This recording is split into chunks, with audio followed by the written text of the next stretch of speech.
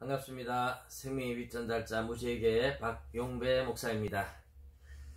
오늘 신명기 33장, 34장 드디어 이제 신명기를 마칩니다. 신명기를 마치면 제가 복음과 율법에 대해서 조금 말씀을 또 드리고 여호수아로 넘어가겠습니다. 신명기 33장은 모세가 이제 죽기 전에 이스라엘 12지파를 축복하는 축복의 내용이고, 34장은 모세의 죽음에 대한 이야기입니다. 제가 이 내용의 하나하나 모든 내용을 말씀을 드리진 않겠습니다. 이스라엘 12지파를 축복하는 모세의 축복은 창세기 48장 49장에 야곱이 자기 아들 12아들을 축복하는 축복과 비교해 볼 수 있는데 많이 차이점이 있기는 합니다. 근본적으로 그들의 미래에 대해서 축복하는 축복의 내용 자체가 다른 건 아니지만 방향 자체가 이제 다른 면에서 이렇게 보고 있으니까요. 예를 들어서 요셉을 모세는 축복하는데 야곱은 이제 요셉의 두 아들 에브라임과 므낫세를 축복하는 축복이 48장에 따로 또 들어있지요. 그런 것도 차이가 있고, 야곱은 12아들을 다 축복을 하지만 이 모세의 축복에는 시몬에 대한 이름이 빠져 있습니다. 시몬이 빠져 있고 루벤에 대해서 축복을 하는데, 야곱은 루벤을 축복할 때 탁월하지만 탁월하지 못하겠다. 물이 끓어 넘침같이 탁월하지 못하겠다. 탁월하지만 장자니까, 나의 기력의 시작이니까 탁월하지만 아비의 침상에 올라 더럽혔기 때문에 탁월하지 못하겠다. 그런 식으로 이야기를 합니다. 그런데 이제 야곱의 축복은 그런데 모세는 루벤은 그 수가 많기를, 적지 않고 많기를 원한다 하는 정도로 그냥 이야기를 하고, 그래서 조금은 서로가 이제 다른 면에서 바라보고 있습니다. 그렇지만 근본적으로 본질적으로 서로 바뀌는 건 아니고요. 모세가 이스라엘 12지파를 축복하는데 시몬 지파에 대한 축복이 빠져 있는 이유를 정확하게 이제 말하지 못하죠. 하늘이여 들으라, 땅이여 귀를 기울이라 하는 이 이제 언약을 할 때 증인을, 하늘과 땅을 불러서 세우는 내용이 앞에 나오는데, 이것 때문에 이제 하늘의 샤마임 하는 이 샤마임, 이제 하늘이 복수로 사용되어지는 거죠. 근데 이 복수가 아닌 샤마 하면 들으라 하는 쉐마와 이제 비슷하다는 거죠. 그래서 시몬이라는 이름도 이제 쉐마, 듣다라는 말에서 왔기 때문에 그 샤마임 하는 그 이야기 속에 시몬의 이름이 들어가 있다, 이렇게 이제 이야기하는 분들도 있어요. 그렇지만 어쨌든 시몬의 이름은 빠져 있습니다.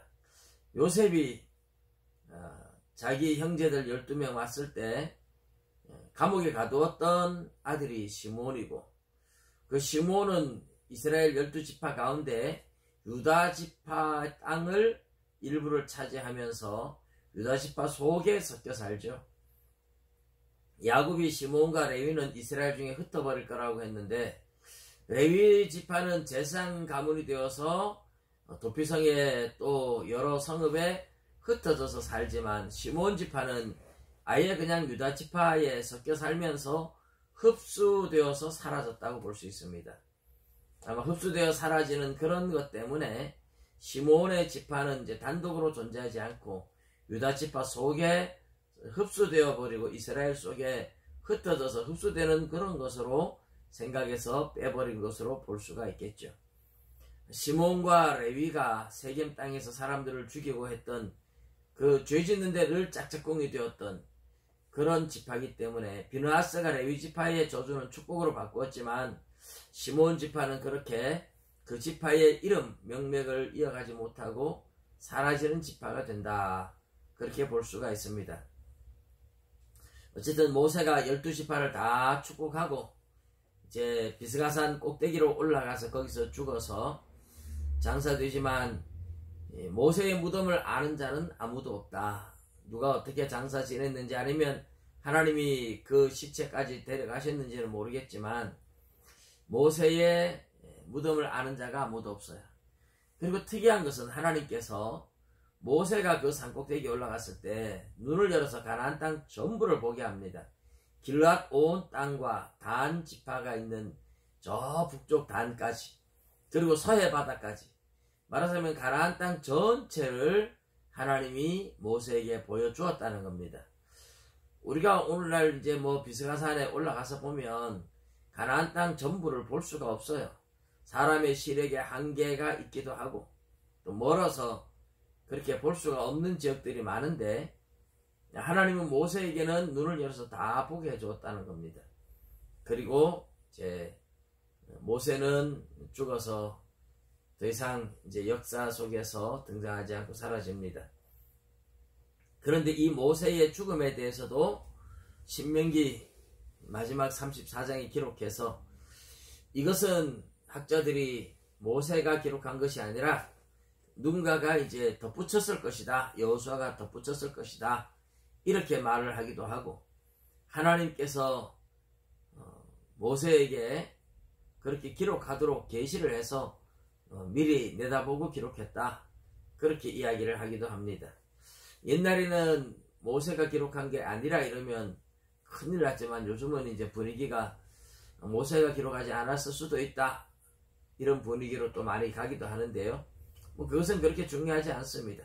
하나님이 하시면 얼마든지 하나님이 기록하게 하실 수도 있고, 또 하나님이 여호수아 후기자를 통해서 덧붙이게 하시면 또 하나님이 그것도 하신 거니까 그럴 수도 있겠죠.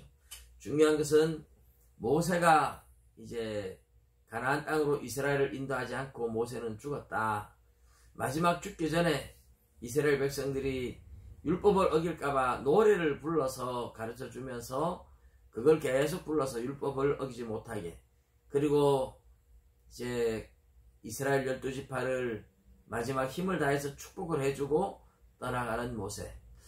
하나님이 불러서 이제 가는 길이지만 많이 아쉬움이 남고 미련이 남고 안타까움이 있죠. 하나님 말씀 제대로 지키지 못해서 복을 누리지 못할까봐 마치 부모가 자식을 두고 떠날 때의 안타까운 심정과 같은 그런 마음을 가지고 있었다. 오늘 우리가 하나님의 사람으로서 우리의 자손들과 우리의 후손들을 위해서도 이런 안타까움을 가져야 됩니다. 우리가 하나님을 믿는 것처럼 신앙을 잘 지켜낼 수 있을까? 앞으로 한국교회가 흔들리지 않고 계속 견고하게 서 있을 수 있을까? 교회가 자꾸 쇠퇴해져 가는 것을 보면서 그런 안타까운 마음들을 가질 수가 있어야 되겠죠. 우리가 기도하면서 우리 후세들도 하나님을 잘 믿고 이 나라가 하나님 앞에 끝까지 쓰임받는 민족이 될 수 있도록 함께 기도하시면 좋겠습니다. 모세는 그런 안타까움을 가지고 마지막 축복을 하고 여호수아에게 모든 걸 맡기고 떠나가는, 하나님이 불러서 누구든지 예외 없이 아무리 아쉬움이 남아도 하나님이 부르시면 가야 되잖아요. 그것은 어쩔 수가 없습니다. 하나님이 부르시면 누구도 가야 하는 거기 때문에. 그러나 우리가 떠나기 전에 하나님의 그 은혜가 이 땅에 다시 부어지고 이 땅의 교회들이 다시 살아나도록, 우리 자녀들이 하나님을 잘 믿고 그 후손들이 잘 믿도록 그런 안타까움을 가지고 기도하며 우리가 마지막까지 최선을 다하며 살다 가면 참 좋겠다. 그래서 우리 한국의 교회들이 우리가 떠난 후에도 몇 세대는 왕성하게 살아서 세계에 복음 전하는 그런 교회들이 되었으면 좋겠다 하는 마음입니다. 그 일을 위해서 함께 기도하시고 함께 축복하시면 좋겠습니다. 감사합니다.